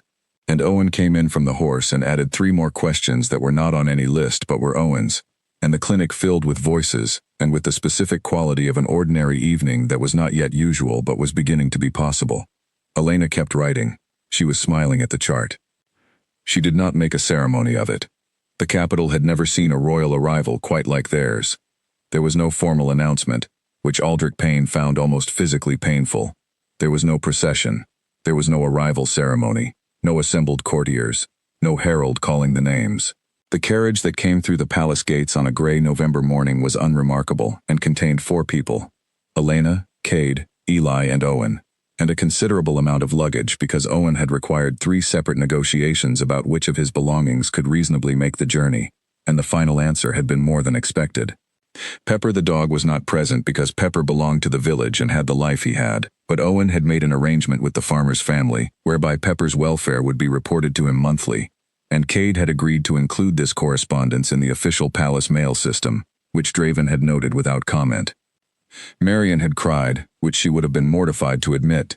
She had stood at her front door with a jar of preserved plums she'd given to Elena for the journey, and her face doing something complicated, and Elena had held her for a moment and said, in her direct way, that she would be back, and that Marian should not let anyone in the village convince her otherwise. Constance had given Owen a small carved wooden cat for the journey, and had shaken Eli's hand with the gravity she brought to all important moments. Frederick had come to the clinic door the morning before they left and stood on the step and thanked Elena for the sleep. Just that. He'd thanked her for the sleep, with the specific weight of someone thanking you for something that sounds small and is not, and Elena had put her hand on his arm briefly and said it was the work she came here to do, and Frederick had nodded and gone back down the path. The village school had sent both boys off with a kind of collective affection that the school teacher, whose name was Paul, expressed by shaking their hands very formally and telling them that they were the 2 most different students he had taught in 20 years, which was entirely true and which both of them correctly understood as a compliment. In the carriage on the 3-day journey north, the boys watched the landscape change, the open southern valleys giving way to rolling midlands, and then to the broader, flatter country of the north, the villages getting larger, the roads getting busier, the sense of the capital arriving at the edges of things before the capital itself appeared. Eli had his journal out for most of the journey, and was writing in it with the focused concentration he brought to anything involving recording, noting observations about the geography and the architecture of different towns, in a hand that was already very clear for someone his age. Owen had his nose at the window for the first day and a half until the novelty of the changing scenery was replaced by the greater novelty of Cade's interior, which he had decided to investigate through a structured series of questions that he administered over the course of the 2nd day. Cade answered all of them. Elena watched this from her side of the carriage. She watched Cade with her son, with the particular attention she gave to everything that mattered. Present, specific, evaluating. Not whether Cade was performing patience or performing interest, because she was too perceptive for performances, but whether the patience and the interest were real. Whether it cost him anything to be there with Owen's considerable personality filling the carriage, or whether he was actually glad to be there. He was glad. She could tell. This was harder to process than she expected. She had prepared herself for the return journey. She had thought carefully about it in the weeks between Cade's 2nd visit and the day of departure, when the decision had been made, and the plans had been made, and the packing had been done. She had thought about what she was doing and why and what the risks were and what she needed in place to protect herself and the boys if something went wrong. She had done the practical accounting of it with the same focused clarity she brought to difficult diagnoses, symptom by symptom, possibility by possibility. What she had not fully prepared for was the possibility that it might go right. The functional, ordinary, unremarkable rightness of it. The way Cade had shown up every day over the past 6 weeks. Not dramatically, not making gestures, but in the small, reliable ways that accumulate into evidence. The way he had learned the boys' rhythms without being told. The way he had been honest with her about everything he did not know how to do, which included a number of things, and had not performed competence over the honest uncertainty. The way, on the last night in Crestfield, he had sat on the stone bench in the clinic yard in the dark for a long time, and she had found him there when she came to close the clinic, and he had told her that he was aware it was possible she was doing this for the boys and not for him, and that he understood if that was the case, and that he was not going to pretend it was not a valid reason. She had said, "It's both," You should know that. He had looked at her with the direct look he used when he was being precise about something. She had said, "It's still more about the boys than about you. That's honest." He said, "Good. I can work with honest." She had gone inside. She had stood in the small kitchen for a moment with her hands on the table and her eyes closed, and had noted that working with honest was, in fact, exactly what she needed. Not promises of more than was real. Not performances of certainty that would collapse under inspection. Honest. Working with it. Now, in the carriage, she looked out the window at the approaching north. The capital arrived as it always did, gradually, and then all at once. The outer villages becoming town, the town becoming city, the city tightening around the river, the broad central road leading up through the government quarter, the familiar silhouette of the palace rising against the gray sky. Owen pressed his face to the glass. He said, "It's bigger than a mountain." Eli looked and did not say anything, but he put the journal away, which meant he was paying full attention. The carriage turned through the gates. The gates were the same, the central courtyard was the same. The fountain was there, lit from below, the water going up and coming down the way it always had. Elena had spent a year and a half looking at this fountain, and 3 years trying not to think about it. She looked at it now from the carriage window and found, to her mild surprise, that it looked smaller than she remembered, not because it had changed but because she had lived inside a different scale for 3 years, and the things that had once felt enormous had been put in proportion by the intervening distance. The carriage door opened. A footman extended a hand and she descended, and the boys came after her, Owen first and immediately interested in everything. Eli close behind him with his journal tucked under his arm. Cade came out last and stood beside her. The palace household staff were assembled in the courtyard, not in the formal presentation line that attended official arrivals, but in the looser, more genuine grouping of people who had been told to gather and were not quite sure what they were gathering for. Cade had been deliberate about this. No ceremony, no formal welcome, just the people who worked in the building being present. Elena recognized some of the faces. Many were new. She saw, near the back of the group, Oliver the groundskeeper, who was looking at the ground in the exact attitude he had adopted during the only significant conversation they had ever had, which had not been a conversation at all but an understanding. She caught his eye. He looked up. He gave a small nod. She gave one back. Owen had already made it to the fountain and was now in deep conversation with a stable hand about the fountain mechanism, which he had immediately identified as a thing that required investigation. The stable hand was managing this with visible uncertainty about the correct protocol for a 7-year-old who spoke like a small person with strong opinions about hydraulics. Eli was looking at the palace facade. He was assessing it in the way he assessed everything, systematically, without hurry. Then he turned and looked at Elena. He said, "It's larger than I imagined." She said, "It is." He said, "Where will the clinic be?" She said, "We'll find out." He nodded. He had already accepted the situation, she thought. Or not accepted it. Understood it. Eli did not struggle against things he had already evaluated and found to be manageable. He directed his resistance at the things that were actually wrong, and he had apparently decided that this was not one of those. Owen came back from the fountain. He said, "The water goes up because of the pump in the basement." The stableman didn't know this, but I thought it was probably a pump. He said it to Eli, and Eli said he had thought so too, and the two of them continued this conversation as they followed Elena into the palace. In the entrance hall there was a man waiting who Elena did not know.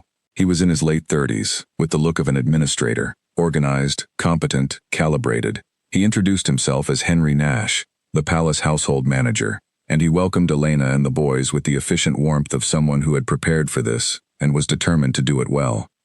He led them to their rooms. The rooms were on the eastern wing, not the rooms Elena had occupied before, which she had noted, and which she suspected Cade had been deliberate about, giving her the different context that a different physical space provided. The rooms were large and well lit, and had already been partially arranged with the belongings that had come ahead, including Owen's things, which had been placed in a room across from Eli's.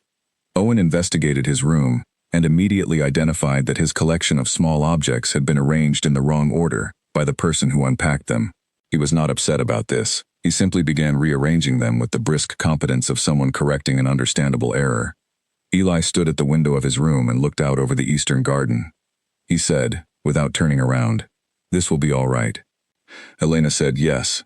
He said, "I miss the clinic." She said, "So do I." He said, "We'll still go back." She said, "Often."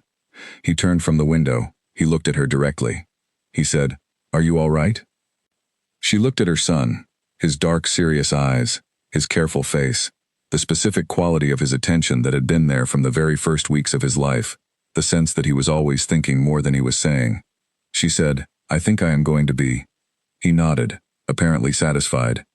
He opened his journal and sat on the window seat and began to write. Elena stood in the doorway between the two boys' rooms and listened to Owen reorganizing his objects by feel in the room beside her, and looked at Eli writing in the afternoon light, and felt the exact weight of the moment, its difficulty and its fullness and its realness. Not triumphant, not resolved, just present. She went to find out where her clinic was going to be. The Capital Clinic took 3 weeks to open. This was faster than anyone except Cade had expected, and even Cade had expected 4 weeks. But Elena had a gift for making the functional happen quickly when the obstacle between the current state and the functional state was primarily organizational, and it turned out that what the space needed, a set of rooms in the south building that had been used for storage and had good natural light and a separate entrance from the street, was organization more than anything else. She organized it with the systematic focus she brought to everything, and Cade stayed out of the way of it, which was the correct instinct. He provided access and approved the expenditures and declined, when Aldrich Payne raised it, to have the medical staff choices reviewed by anyone other than Elena, and Elena made the staff choices with the same careful judgment she had used in Crestfield, and hired 3 people who were good at what they did, and whom she could work alongside without friction. The clinic opened on a cold December morning without ceremony. Elena unlocked the door. She went inside. She began to work. The first patient was a woman who had been referred by a doctor at the city hospital, a complicated case, a long-term condition that had not responded well to the treatments she had received, and the referring physician had noted that he was running out of ideas, and had heard that the new clinic in the Palace South building had a doctor who thought carefully.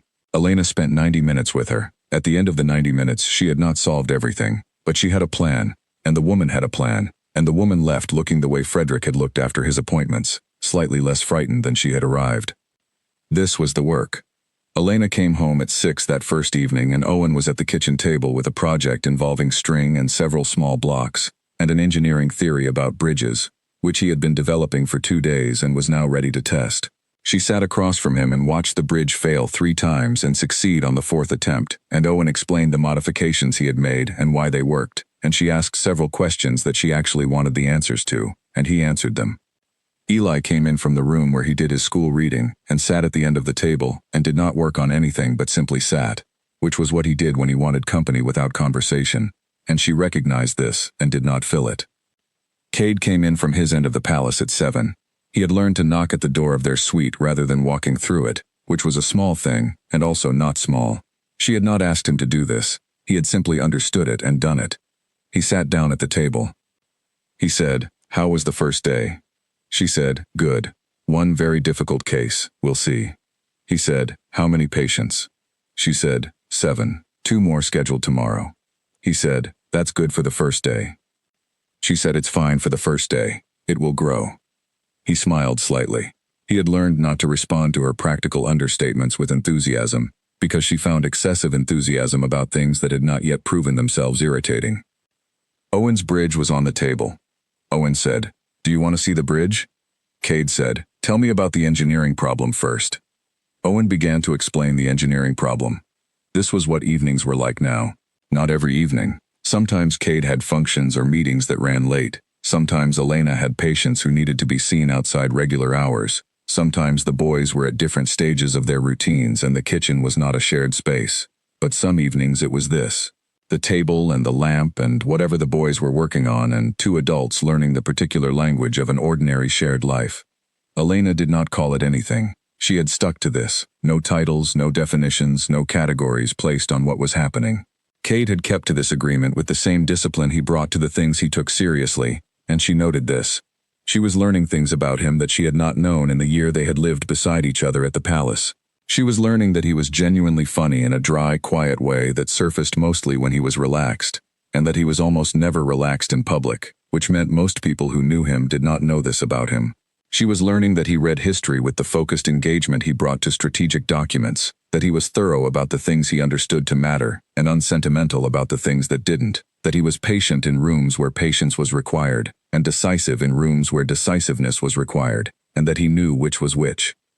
She was also learning that he watched her with the particular attention that she had noted on his first night in Crestfield, and that she understood now was not the careful monitoring of an uncertain situation but something simpler than that.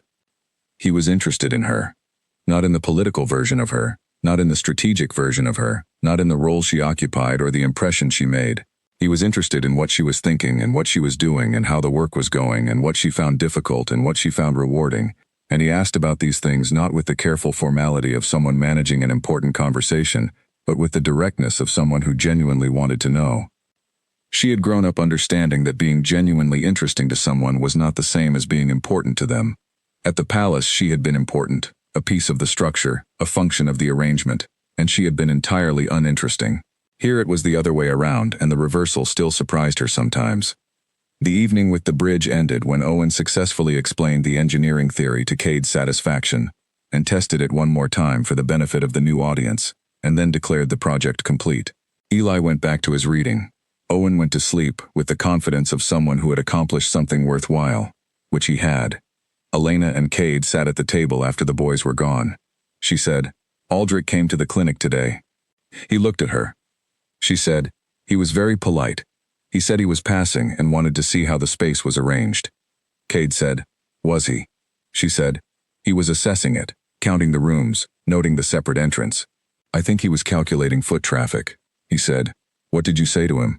She said, "I told him I was glad to give him a tour if he wanted one, and that if he had any questions about the medical work I was happy to arrange a time to discuss it. He said that was very kind and that he might take me up on that." Cade said, "That was well done." She said, "I'm not trying to make him an enemy. He's going to be in this building for a long time. I'd rather have a functional relationship with him than an adversarial one." He said, "You're a better strategist than he is." She said, "I'm a doctor. Being understood is part of the work." He looked at her. She said, "I've been thinking about something." He said, "Tell me." She said, "The terms of what this is between us. We agreed to no formal arrangement until we chose it. I want to choose it." He said nothing. He was very still. She said, "I've been watching you for 6 weeks, in Crestfield and here. I've been watching you with the boys, and with me, and with the people who work in this building, and with the problems you have to manage, and with the council, and I've been honest with myself about what I see." He said, "What do you see?" She said, "A person who is genuinely trying. Not performing the try. Actually doing it. Getting it wrong sometimes and not pretending he isn't. Making room for things that don't fit the formal structure, because he understands that the formal structure isn't the only real thing." He said, I am trying." She said, "I know, that's what I'm saying. I see it. And I want to stop calling this nothing, because it's not nothing. It hasn't been nothing since you stood in the road in Crestfield, and I couldn't move either."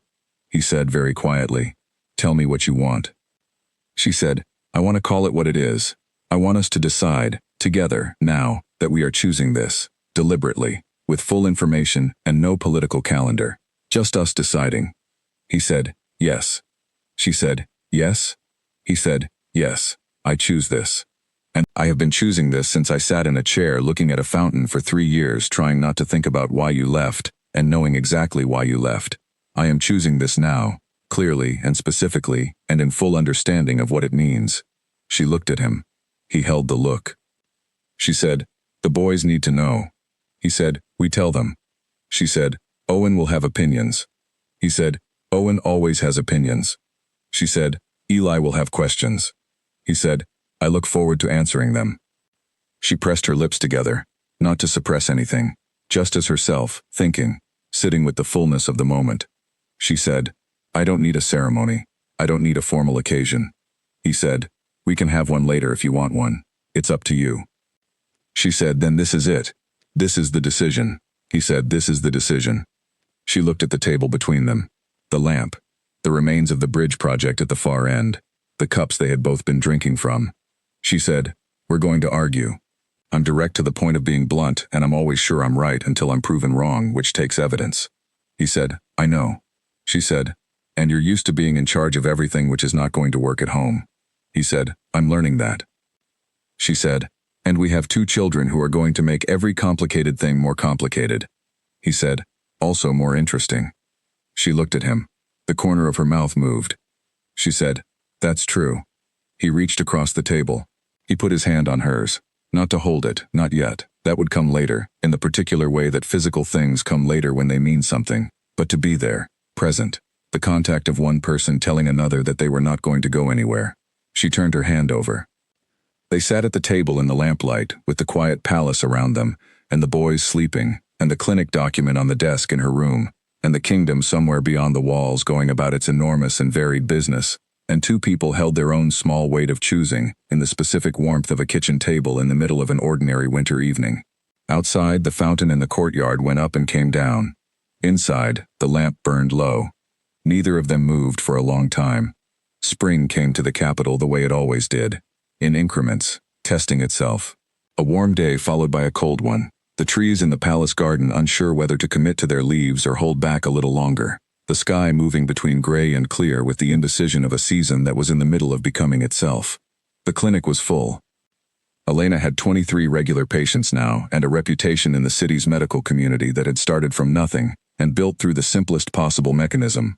She was good at what she did, and the people she helped told other people. The clinic had a second doctor now, a quiet young woman named Charlotte Wells who had trained at the university, and who asked excellent questions, and who had been hired because Elena had decided that being good at your work meant building the work beyond yourself. Charlotte handled the morning hours on Tuesdays and Thursdays. This gave Elena 2 mornings a week that were technically free, which she used to catch up on medical journals and to have a proper breakfast, and to sometimes simply sit in the clinic garden with her tea and do nothing deliberate, which she had learned was not idleness but maintenance. Eli had found the palace library. This had been inevitable, and Elena had known it was only a matter of time before he discovered that the palace contained 30,000 books, at which point his relationship with the world outside his own head was going to become somewhat theoretical for a period. Kate had introduced him to the librarian, an elderly man named Griffith who had been managing the collection for 40 years, and who had responded to Eli's questions about the organizational system with the deep satisfaction of a person who has been waiting for someone to ask this question, and can finally give the full answer. Eli and Griffith had conversations now that Elena occasionally overheard. They were conducted at considerable depth and she understood perhaps half of the specific content, but understood completely what was happening, which was that Eli had found someone who operated at his level of seriousness and was entirely happy to meet him there. Owen had not found the library. Owen had found the kitchen, the stables, the garden maintenance crew, the tile setters who were repairing a section of the east courtyard, the woman who managed the flower arrangements, and the head of the palace guard, whose name was Edmund, and who had initially regarded Owen's interest in the guard's daily routine with the wariness of someone who did not know what to do with a small child, who wanted to understand the logistics of patrol rotations. Edmund now gave Owen a weekly briefing. This had not been Cade's idea or Elena's idea. It had emerged organically from the collision of Owen's curiosity and Edmund's eventual recognition that explaining things to Owen was, in some strange way, clarifying. He had told Draven this, and Draven had said he completely understood, which was not something Draven said unless he meant it. The council had adjusted. This was perhaps the most remarkable development of the winter, not because the council had become easy, or because Aldrich Payne had become something other than what he was, but because the expected structural conflict had resolved itself through a mechanism that nobody had predicted, which was that Elena simply did not behave the way anyone had expected. She had attended the first formal council dinner in January with Cade beside her, and had sat at the table and listened to the conversation and, when she had something to say, had said it, not in the carefully hedged, politically managed way of someone navigating a new environment, but in the direct, specific way she said everything. Aldrich had been taken aback the first time, because he had prepared for an adversarial exchange and had not prepared for a person who simply made direct sense. He was not the only one who had needed to revise his preparation. Lady Morton had sought Elena out after that first dinner. She had come to the clinic on a Thursday morning, apparently as a patient. She had a persistent shoulder problem that had not responded to treatment, and Elena had treated the shoulder, and they had talked for an hour, and it had been, Elena had told Cade that evening, one of the more interesting conversations she had had since arriving in the capital. Cade had said he was not entirely surprised. Elena had said she thought Morton had been waiting for someone to talk to who was not trying to win anything, and that this might be more common in the palace than anyone admitted. He had looked at her. She had said, "You don't have to win every conversation, Cade. Some of them are just conversations." He had said, "I know that." She had said, "Practice it." He had. The day they told the boys was a Sunday in late February, not planned exactly. The occasion had presented itself rather than been arranged. They were all four at the kitchen table after breakfast, and Owen was explaining something, and Eli was reading at the end of the table, and it was one of the ordinary Sunday mornings that had accumulated over the winter into a pattern. And Cade had looked at Elena, and she had looked back, and the look said, "Now." She had said, "We want to tell you something." Owen stopped explaining. Eli looked up from the book. She had said, clearly and without softening it with unnecessary preamble, "Cade and I have decided that we are choosing each other. Not the way we were arranged before, which did not work and which you are old enough to understand was a situation we had been placed in, rather than one we chose. This time we are choosing, both of us, deliberately." Owen had looked at Cade and then at Elena, and then at Cade again. Then he said, "Does that mean you're staying?" Cade said, "Yes." Owen said, "Here, staying here." Cade said, "Yes." Owen appeared to conduct a rapid internal audit of everything this implied. Then he said, "Good." He returned to his explanation. Eli had not said anything immediately. He had looked at the table. He had been thinking, which he always did before he spoke about anything that mattered. Then he had looked at Cade. He said, "You'll be honest with her." It was not a question. Cade said, "Yes." Eli said, "And if something is wrong, you'll say so." Cade said, "Yes." Eli said, "She does not like it when people do not say so." Cade said, "I know." Eli seemed satisfied. He had returned to his book. Elena had looked at the table and pressed her lips together, and Cade had caught her eye, and they had each looked away before the other one laughed, which would have been fine but would have been the kind of fine that also required explanation, and they were not in the mood for explanation. The spring morning was clear and cold. Elena was in the clinic garden with her tea, in the 30 minutes between Charlotte's departure and her own first patient. The garden was just beginning, small green things at the edges of the paths, the first suggestions of what would be there in 2 months if the season committed itself. She was reading a medical journal but not with complete attention.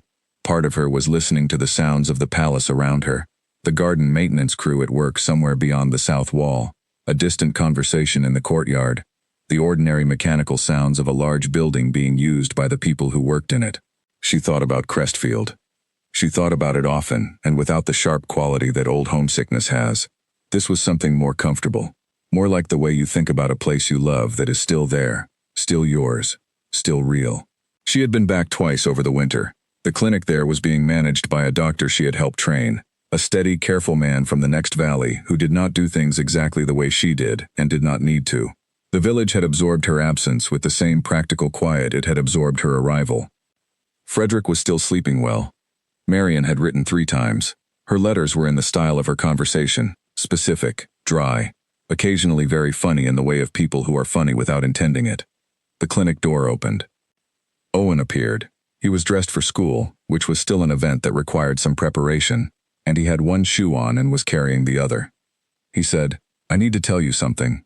She said, "Good morning, Owen." He said, "Good morning. I need to tell you something." She put down the journal. He sat across from her at the garden table with one shoe, and the particular focused expression he used for things he had prepared to say. He said, "Eli is worried about the formal recognition thing, the ceremony. He's not going to say that because he thinks it sounds like he's afraid of it, but he is." Elena said, "How do you know?" Owen said, "He told me." She said, "He told you he was worried?"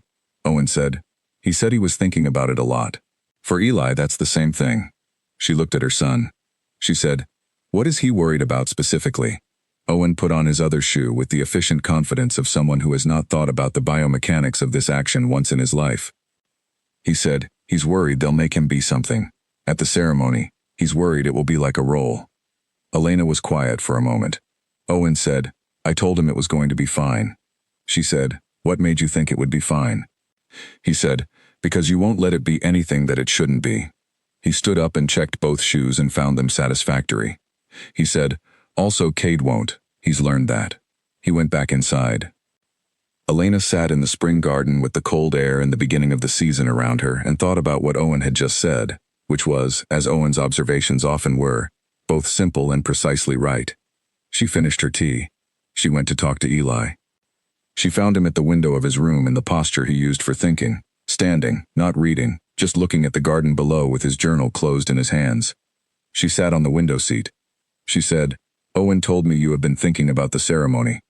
He looked at her. He did not look embarrassed. He looked relieved. He said, "I don't want to be presented as a piece of something." She said, You won't be. He said. How do you know? She said. Because I'm designing it. And Cade is. And neither of us is designing a piece. He looked at her. She said, You know what you are, Eli. You know exactly who you are. A ceremony doesn't change that. It's a public acknowledgement of facts that already exist. You don't have to be anything different for it. He was quiet. He said, Griffith told Cade that you two have been discussing the history of formal recognitions in the kingdom, that you know more about the ceremonies than anyone who's going to be there. Eli said, Most of them were very political. She said, This one won't be. He looked at her steadily. He said, You promise? She said, I promise. He nodded. He opened his journal. He sat down on the other end of the window seat and began to write. She sat with him for a few minutes in the comfortable silence they shared when he was working, and she was simply present. Then she stood up. She said, I have patience in 10 minutes. He said, without looking up, I know. Go. She went. In the hallway she found Cade. He was on his way to his study with a stack of correspondence that Draven had left outside his door, which was the system they had arrived at for managing the divide between the part of the palace that was the royal administrative office and the part that was, increasingly and practically, home. He looked at her face. He said, Is everything all right? She said, Yes. I need to talk to you about the ceremony. He said, What about it? She said, We're designing it to be honest and specific, nothing presented as a piece of anything. The boys stand as themselves. I stand as myself. That's the substance of it. He said, That was always the plan. She said, I know. I'm saying it out loud so you know I know. He looked at her with the direct look. He said, I heard you. She said, Good. She went to the clinic. He went to his study. Behind them, the palace went about the enormous and practical business of being a working building, correspondence and maintenance and scheduling, and the daily negotiations of a large household managing itself. None of it particularly dramatic, all of it necessary. The ceremony was 6 weeks away. Between now and then, there were 23 regular patients and a Monday morning conversation with Charlotte about a difficult case, and Eli's weekly session with Griffith and Owen's briefing from Edmund, and the letters from Marion, and the spring moving through the garden with increasing commitment. Elena sat across from her first patient of the day, a middle-aged man named Jeffrey who had been coming to the clinic for 3 weeks with a complaint that had taken her 2 appointments to correctly identify, and she listened and she thought and she asked the right questions, and at the end of it, Jeffrey said that he was glad he had come. She said she was glad too. She meant it in all the ways you can mean a simple thing that has many layers.